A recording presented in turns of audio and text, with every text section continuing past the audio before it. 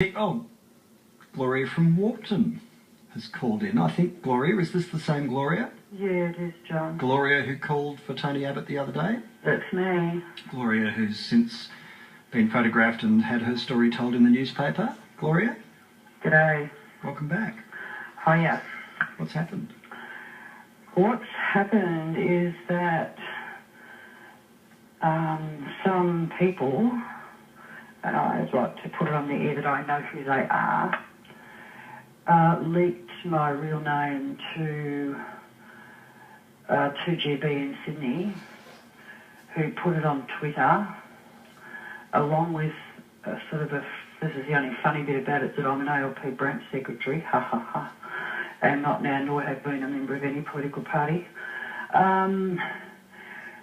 which is pretty scary because it leaves me vulnerable to any of the sex line clients who want to find me. I'm not safe anymore, John. The first day was fun and a bit overwhelming. Yesterday was exhausting. Today is scary.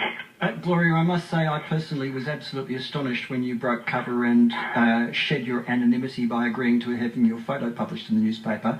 That was after the other leak, or I wouldn't have done it. Well, either way, as someone who's had a role in you becoming a figure of some national notoriety, I am only too happy to share your concern. And has anyone made any threatening messages? No, I'm getting a lot of hang-up calls. Yeah, well but it's early days. Yes, it'll probably pass. Have you got anyone you can go and stay with for a few days just to get away from I might. That's an option that was offered to me last night from the same person who told me who it was who leaked it. Now I'm putting on my old legal aid lawyer hat and saying that would be a really good circuit breaker. Hello, Gloria. Gloria, taking the opportunity to talk with you. It's John Roscombe speaking. Hi, John. As you said, look, lots of people have talked about you as a Labor Party member, and it appears you certainly are not. Never have been. Can you clear up for me and for many others what has been your political involvement? Because many people have talked that you have been active in community politics in the past. That's quite true. That's on the public record.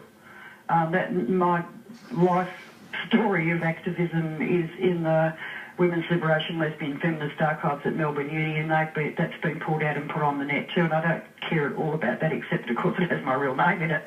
My first involvement was Vietnam Moratorium, Women's Liberation, Aboriginal land rights. Last time I checked, none of that was against the law. No, it's not. Gay rights. Yeah, you're an activist, that's fine. As Lionel Murphy famously said, Gloria, you are entitled to be an activist. And good on you for being an activist, left-wing or right-wing or anything else. But thank you. But can you understand my view that a phone call from you in your position with your activist political history to... That wasn't me, mate. That was the sex line worker who rang up. Are you saying there's a difference, Gloria? Of course there is. I'm not sure there is. I intended it to check that those two personas are totally separate and they were meant to stay that way for my safety. Gloria, I think to take it back to the issue with which, you've called today, you have been thrust into the limelight. If of course... Well, Tony Abbott did it. No, it would have all been forgotten. Tony Abbott hadn't carried on the way he did. It would have been one other call that would have been interesting, of course, but not thrown you into this kind. I think what Jon Faine just said. You go and stay with a friend, turn your phone off, and have a really good rest if you're feeling exhausted and. That night down the line is other people trying to get through. And it should blow over. It won't be like this forever. No, Gloria, how long? It's out there now, and most of the blokes who ring me on the sex line are perfectly ordinary fellas. Yeah. But there's a few serious weirdos out there, and some of them have been pressuring me for a number of years to know exactly who I am and where I live. And look, Gloria, I think we've probably... I didn't blow it, and it's political, or why did they say I was an ALP party secretary? Well, they've also said that I winked at Tony Abbott in order to provoke the reaction, which is a complete fabrication. But there you are. People say and do stuff in the heat of political battle in order to obtain an advantage. But look, I'm happy to have a chat with you off air when I finish the show at 12.